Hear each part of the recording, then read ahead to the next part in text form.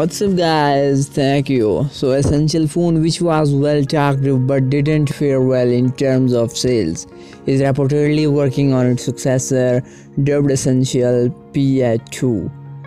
Now new details have surfaced online revealing the phone's display information and design. The Essential phone PH-2 will have at least one camera sensor and one light sensor placed under the display. The reports guess that the device will come with an OLED panel and become semi-transparent on command when selfie camera is opened.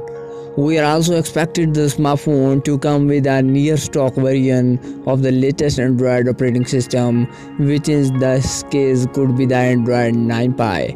We also expect the phone to come powered by Qualcomm's flagship chipset. Currently, there is no word regarding the launch timeline of the smartphone.